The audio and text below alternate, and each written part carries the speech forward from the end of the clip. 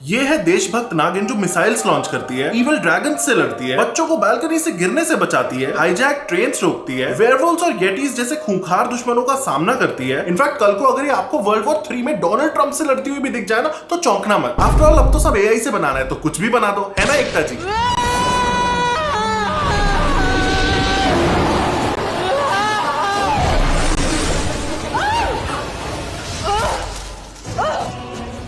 अरे एक तो कोई इन प्रियंका मैडम को चीखना सिखाओ क्योंकि क्लियरली इनसे नहीं हो रहा है। मुझे माफ कर दो, मुझे माफ कर दो।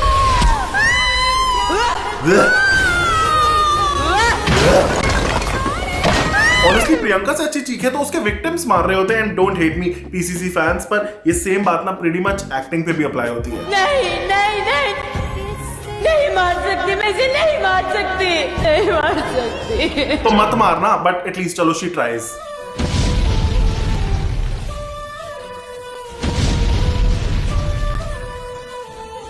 वाह क्या एक्टिंग कर रहा है। बट ऑनेस्टली वो बेचारी भी क्या करे जब एडिटिंग से लेके स्क्रिप्ट तक सब कुछ ही वाहियात हो शो में। I mean, उसकी क्या गलती अगर उससे लोगों की हत्या मुंह पे पिघला हुआ सोना डाल के कराई जा रही है। सोना कितना सोना है, सोने जैसा तेरा मन। What? और जरा ये डायलॉग सुन लो। तुम कैसे बच सकते हो? मैंने तो तुम्हें खुद अपने हाथों से मारा था। फिर हाथों से नहीं, पूंछ से मारा था।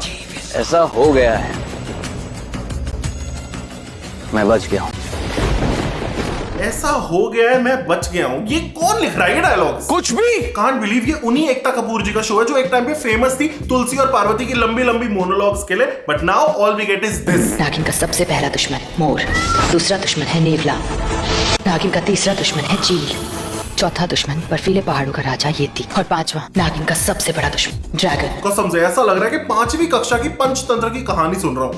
ऐसा मैं बोलता अगर इनकी हिंदी अच्छी होती, क्योंकि आई कांट बिलीव के लोग इतनी बेसिक हिंदी भी गलत बोलते हैं इस शो में। वक्त रहते उसका असली सामना सबके सामने लाऊंगी। असली सामना सबके सामने लाऊंगी? अबे असली चेहरा बोलना था। जस्ट इमेजिन, ये कलर्स का नंबर 1 शो है और इनसे एक इतना सा सीन रीशूट नहीं किया गया। तब तक तुझ जैसे नामर्द उनका शोषण करते हो। शोषण नहीं, शोषण होता है जो आप कर रहे हो इन डायलॉग्स का। और ऐसे फंबल इस शो में हर कोई मारता है। यही तो तुम पड़ी बड़ी है वो आपके डैडी का घर। ओके, नो पली बड़ी एंड पड़ी बली इज एन ऑनेस्ट मिस्टेक, क्योंकि ये मेरे से भी बहुत बार होती है। लेकिन I am not on national television और ना ही मैं एक प्रोफेशनल एक्टर हूँ अक्षय कुमार जी की तरह। मैं अपने शीशे को चूचते नहीं, जीतते हुए देखना चाहता हूँ। वो सब तो ठीक है सर, लेकिन ये शीशे क्या होता है? इट्स कॉल्ड शिष्य and she is not even अ शिष्य, शी इज अ शिष्या। यार आई कांट बिलीव कि मेरे को इस वीडियो में हिंदी के लेसंस देने पड़ रहे हैं, लेकिन मैं क्या करूं अगर ये लोग टेलीप्रॉम्प्टर से पढ़ के भी सही नहीं बोल पा रहे हैं। हाँ, मैं शादी को टालने में तुम्हारी मदद जरूर कर सकता हूँ ताकि तुम्हें सोचने का वक्त मिल जाए। सर थोड़ा वक्त डायलॉग्स याद करने में भी लगा लिया होता तो इधर देख के बात नहीं करनी पड़ती।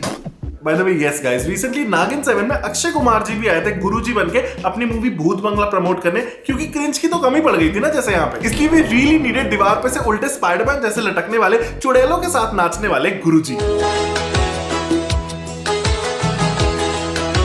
ये सब क्या देखना पड़ रहा है? Who is also a Nag by the way. मैं नहीं मानता। मान तो मैं भी नहीं पा रहा कि 2026 में भी लोग ऐसे शोज क्यों देख रहे हैं जहां आज भी शादी के मंडप पे से दूल्हे बदल जाते हैं। सरप्राइज पसंद नहीं आया? तुम यहाँ मेरी शादी तुमसे, इस बिजली के खंभे ने मुझसे धोखे से शादी की है। यहाँ पे ना कोई ऑस्कर्स नहीं बट रहे, तो इतनी एक्टिंग क्यों कर रही हो? ऑस्कर्स लायक एक्टिंग की भी नहीं है उसने। इनफैक्ट उसने तो चेतक स्क्रीन अवार्ड्स लायक एक्टिंग भी नहीं करी है। शिवा सर, हाँ? guys, तुम गेट मी। खैर, आज भी इस शो में 100 रुपए देके वेटर्स को ड्रिंक्स में नशे की गोली मिलाने को दी जा रही है। आज भी बिना प्रूफ के किसी पे भी चोरी का इल्जाम लगा दिया जाता है और उसे पुलिस पकड़ के ले जाती है। आज भी यहाँ लोग कोई बंदा पकड़ के ला रहे हैं, उसको ब्लैकमेल कर रहे हैं, फिर उसको पैसे दे रहे हैं ताकि वो पूरी दुनिया को चकमा दे सके। आज भी लोग मर के वापस जिंदा होके आ रहे हैं। आज भी आधे एपिसोड स्लो मोशन में चलते चलते निकाले जा रहे हैं। आज भी कॉमेडी के लिए कोई भी एक गे बंदा ले आते हैं जो इनके एक्ट्रेस पे लेजिट चिपट जाता है। और आज भी जब एक इंपॉर्टेंट बात चल रही होती है, एकदम क्रिटिकल बात चल रही होती है ना, तो पीछे कोई खड़े खड़े सुन लेता है। लेकिन आर्यमन को ये नहीं पता कि मैं उससे कितनी नफरत करता हूँ। पीछे देखो, पीछे पीछे तो देखो। What? चलो एक बार को मान लिया कि ये जो अंकल बोल रहे हैं इन्होंने नहीं देखा होगा, पीछे आके वो खड़ा हो गया होगा, लेकिन ये जो सामने 2 खड़े हैं ये क्या झक मार रहे हैं वहां? कंट्रोल। यू नो व्हाट, मेरी गलती है। मैं लॉजिक ढूंढ भी कहा रहा हूँ एक ऐसे शो में जिसमें हर 2 मिनट बाद कुछ ना कुछ ऐसा होता है दैट विल मेक यू से ये सब हो क्या है। नागिन और ड्रैगन की लड़ाई हो रही है दिल्ली के बीचों बीच और इनकी दिल्ली में पहाड़, फॉरेस्ट और वाटरफॉल्स हैं। किसे वो क्या है? वेडिंग गिफ्ट में इन्हें एक मगरमच्छ मिलता है, विच इज स्टिल ओके, लेकिन इस मगरमच्छ वाली क्लिप में इनके एडिटर्स VFX.मगरमच्छ वाली फाइल का नाम हटाना भूल गए फाइनल रेंडर में। किसे वो क्या है? My friend, if you think ऐसी एडिटिंग मिस्टेक कलर्स टीवी पे कैसे हो सकती है तो जरा ये सुनो। अगर ऐसा है तो सब कुछ क्लियरली बता क्यों नहीं रही हो?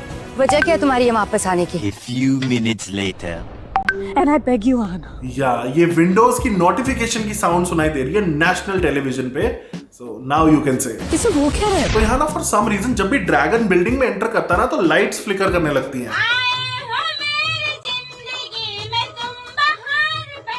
लेकिन बीच बीच में इनके राइटर्स के दिमाग की तरह इनकी कंटिन्यूटी की बत्ती भी गुल हो जाती है और ये लाइट्स फ्लिकर करना भूल जाते हैं। पर पिछले 2 एपिसोड्स में तो मेरा सर ही दर्द हो गया क्योंकि लाइट्स पूरे टाइम फ्लिकर करती रही है। मतलब जस्ट इमेजिन पूरे 40 मिनट आपकी स्क्रीन ऐसे ब्लिंक हो रही है।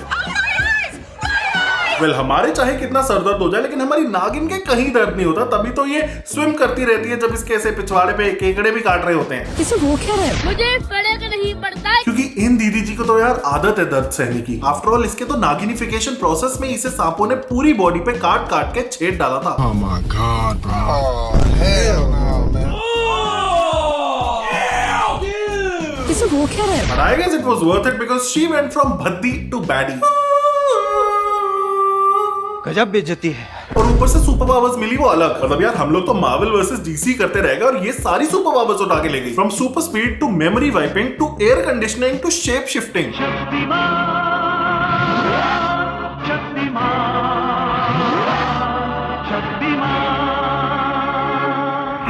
ऑल्दो शेप शिफ्टिंग का थोड़ा नाजायज फायदा उठाया जा रहा है नागिन जी द्वारा। नॉटी नागिन रूप बदल के राधिका के साथ।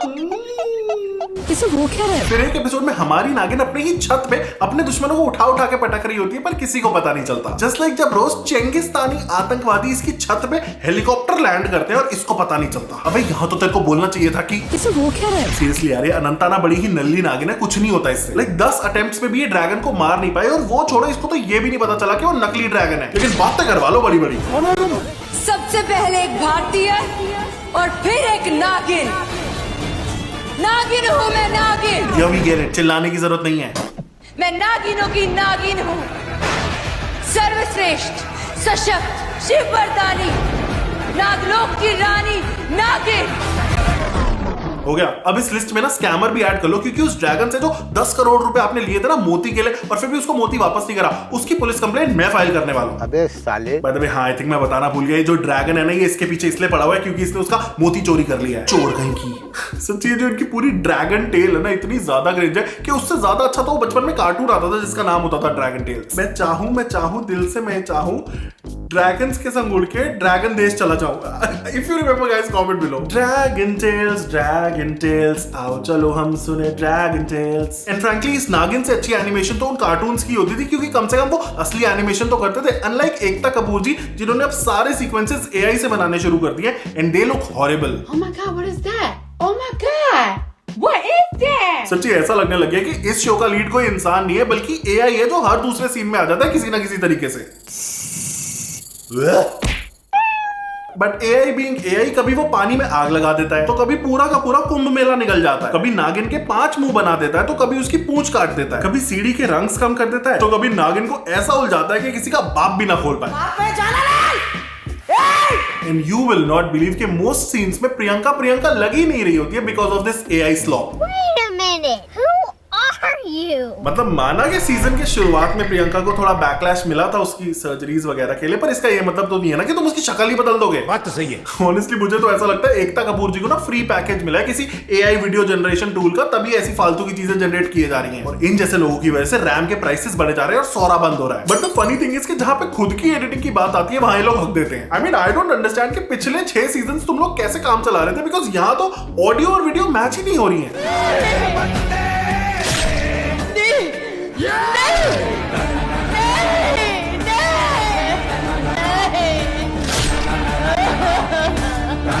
Okay, now I am seriously done with this show. लेकिन जो इतना टॉर्चर मैंने सहा है ना उसके लिए प्लीज ये वीडियो लाइक कर देना and don't forget to subscribe because trust me अगर मैंने तुमको इसके आगे दिखाया ना तो तुम्हारा सर घूम जाएगा।